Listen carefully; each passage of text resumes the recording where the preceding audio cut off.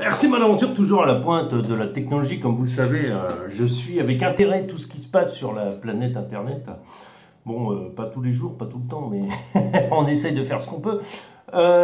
Aujourd'hui, on a découvert un nouveau moyen, une nouvelle technologie, comment envoyer une sonde à je ne sais plus quel pourcent, 10% de la vitesse de la lumière, avec un laser. En fait, ce sera un espèce de système réfractaire et ça utiliserait les...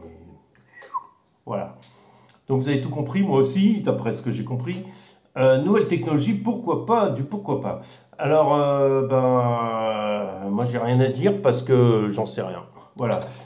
Aujourd'hui, on parle de choses intéressantes. Déjà, nous avons Ginerso qui est avec nous, le petit dinosaure, son camarade de promenade, et puis notre ami le VPL, qui est justement notre véhicule qui nous fait la présentation aujourd'hui.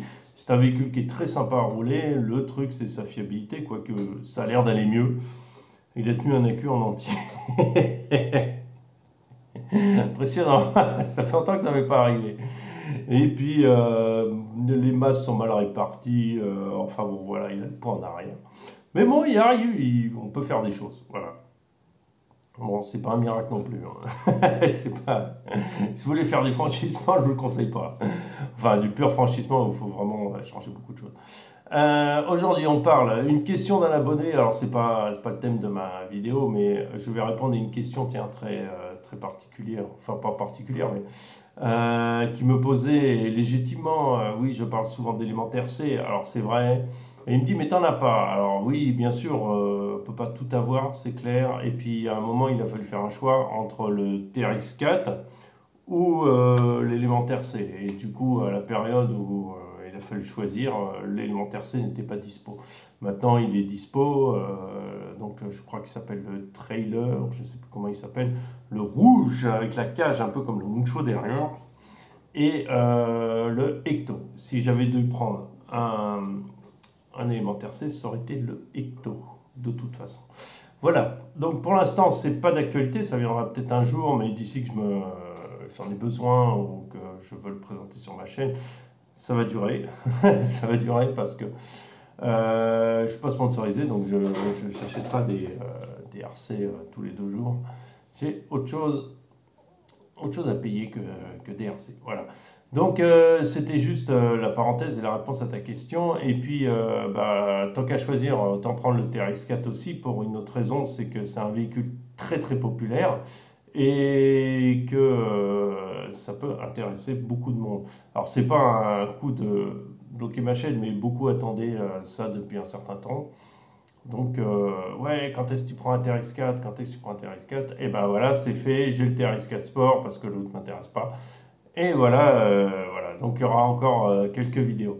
Voilà ce que je vous propose. Par contre, c'est demain, voilà, c'est jeudi. Le jeudi, je travaille pas. C'est ma journée vidéo, c'est-à-dire, je prends en vélo, je prends au moins 1 ou 2 voitures, hein, généralement 2 parce que je prends un petit et grand et un dixième, et soit le VPL, mais bon, VPL c'est plutôt pour faire des vidéos belles que pour faire vraiment du franchissement, mais quoi qu'on peut arriver à faire quelque chose. Et souvent je prends le tout petit machin là, voilà, le petit Axial Betty.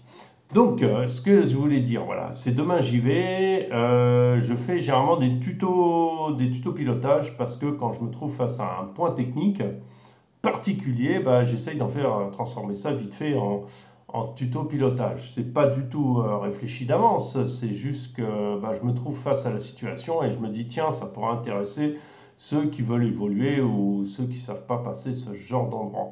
Voilà, donc généralement mes tutos pilotage vous aimez bien, hein, c'est pas un souci. Voilà, alors cette fois-ci je vous pose la question, alors il va falloir écrire dans la journée si vous avez une idée, on verra ce qui est possible de faire parce que je vais sûrement pas tout pouvoir faire. La plupart, sur le terrain où j'irai, sera plutôt rocheux, donc c'est plutôt des rochers, pas vraiment du sous-bois. Mais si vous avez, j'ai déjà une idée en tête, mais si vous avez un point particulier en fait, que vous aimeriez éclaircir ou savoir comment le passer et tout ça, Bah, écrivez-le moi sous la vidéo, tout simplement, et j'essaierai d'en faire un tuto pilotage si ça vous intéresse. Voilà. Donc, puisque demain j'y vais, il fait beau et on va aller sur les cailloux. Voilà, donc j'ai une petite idée aussi parce que je voudrais répondre à un abonné qui m'a montré une vidéo de franchissement et je veux bien essayer de me mettre dans les mêmes conditions. Bon, c'est toujours délicat parce que c'est pas évident, les conditions sont pas forcément les mêmes, on n'a pas les mêmes véhicules, on n'a pas du tout les mêmes réglages et bon bah c'est forcément c'est différent. Forcément, on n'arrive pas au même résultat, hein, ça c'est normal. Voilà, sur ce, je vous souhaite une bonne journée. Demain après-demain, rapido tuto pilotage, alors comme vous l'attendez.